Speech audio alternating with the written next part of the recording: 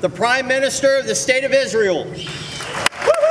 Lawmakers largely welcomed Israeli Prime Minister Benjamin Netanyahu as he visited the U.S. Capitol on Wednesday. Outside, however, thousands of people protested his speech to Congress. Press freedom advocacy group Reporters Without Borders supported the protest. Due to his refusal as Israeli Prime Minister to take any meaningful measures to stop the massacre of journalists in Gaza and to ensure the protection, to take steps to ensure their protection, but also more generally to allow the press to work in Gaza. Reporters Without Borders filed 3 complaints with the International Criminal Court on behalf of journalists, urging an investigation into Netanyahu and Israel's military.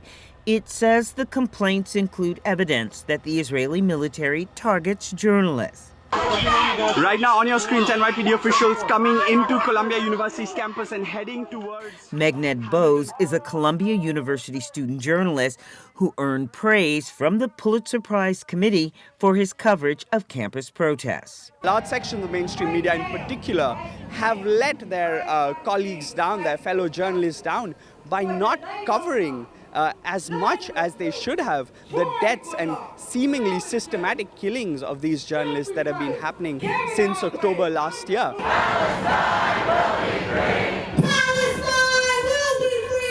Earlier this year, the Israeli Defense Forces, or IDF, told NBC News that it takes all operationally feasible measures to mitigate harm to civilians, including journalists.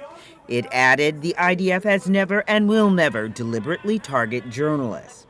The Committee to Protect Journalists says at least 111 journalists and media workers have died covering the Israel-Hamas war in Gaza, making the conflict the deadliest period for journalists since CPJ began keeping records in 1992.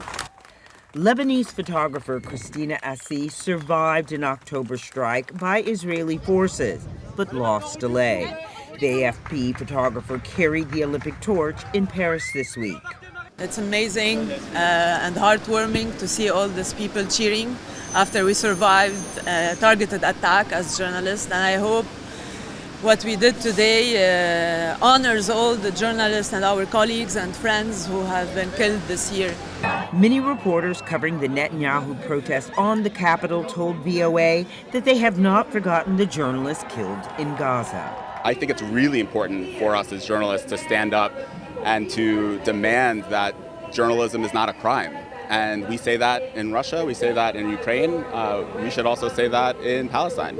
The International Criminal Court prosecutor in May sought arrest warrants for Netanyahu, the Israeli defense minister, and 3 Hamas leaders on accusations of war crimes. Israeli officials say their campaign in Gaza is not aimed at civilians, but at the Hamas militant group that attacked Israel in October. Robin Guess, VOA News, Washington, D.C.